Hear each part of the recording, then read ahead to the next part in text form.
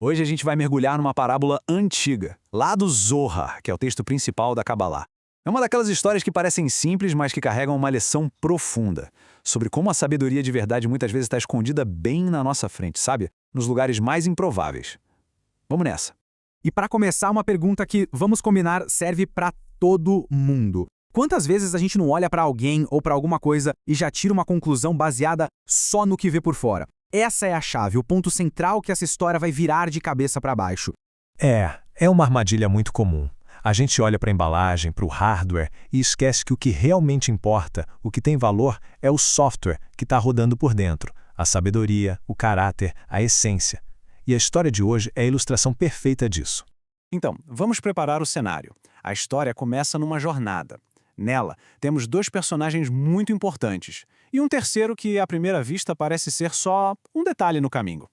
Nossos protagonistas são ninguém menos que Rabi Elazar e Rabi Abba. Pensa assim, eram dois grandes eruditos, figuras de imenso respeito e conhecimento espiritual. Eles estão lá, viajando, provavelmente discutindo textos sagrados, imersos no mundo deles.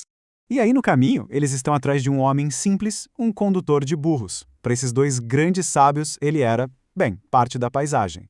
Um homem fazendo seu trabalho, guiando os animais. Eles nem notam, simplesmente o ignoram, totalmente focados nas suas conversas elevadas. E é aqui que a história dá uma virada espetacular. O condutor de burros, aquele homem invisível, abre a boca. E o que sai não são palavras quaisquer. Ele começa a falar sobre os segredos místicos da Torá com uma profundidade que simplesmente deixa os dois estudiosos de queixo caído. Imagina só a cena. Os dois mestres que um minuto antes nem olhavam para ele, agora estão paralisados, completamente fascinados. Cada palavra que saía da boca daquele condutor de burros era um tesouro, uma pérola de sabedoria que eles nunca tinham ouvido. A surpresa virando espanto a cada frase. Esse espanto todo estava prestes a se transformar em algo ainda maior.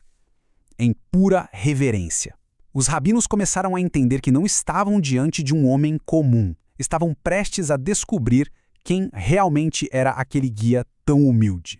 E no instante de clareza, uma epifania, Rabi Elazar exclama essas palavras.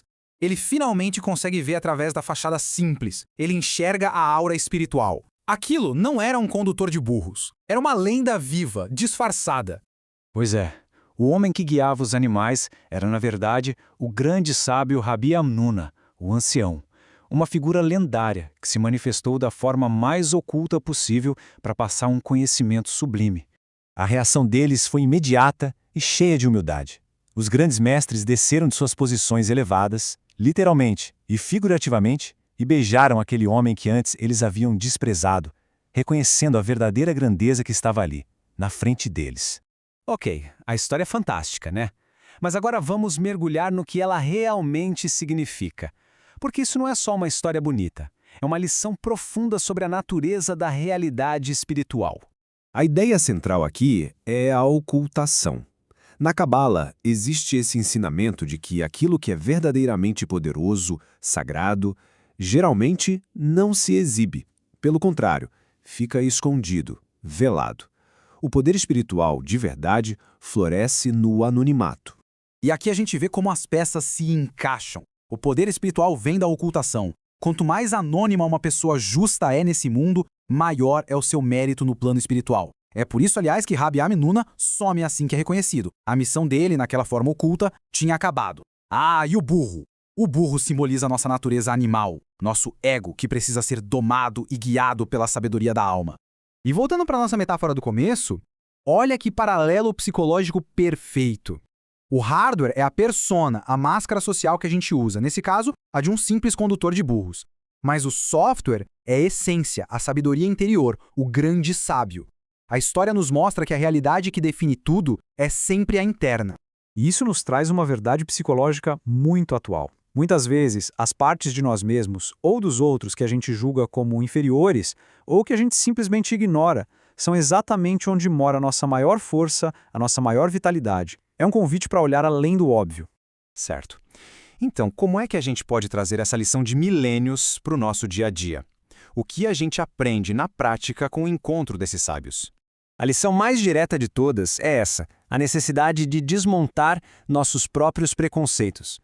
A história nos força a questionar aqueles julgamentos automáticos que fazemos baseados em profissão, em roupa e em status social. O valor real, a sabedoria, a bondade, a luz, raramente está estampado na superfície. É preciso ter curiosidade, humildade e, principalmente, a disposição para ouvir. Só assim a gente consegue descobrir o tesouro que pode estar escondido em qualquer pessoa. O Zohar, aliás, está cheio de histórias assim, onde anjos e profetas aparecem como pessoas simples, mendigos, crianças. É um lembrete para a gente manter a mente e o coração abertos, porque a próxima grande lição da nossa vida pode vir da fonte mais inesperada que se possa imaginar. E para a gente terminar, fica essa reflexão. No nosso dia a dia, nas nossas interações, por quem a gente passa sem prestar atenção de verdade? Onde será que pode estar uma grande sabedoria esperando com paciência para ser descoberta, escondida na forma mais humilde de todas? A resposta, com certeza, pode surpreender.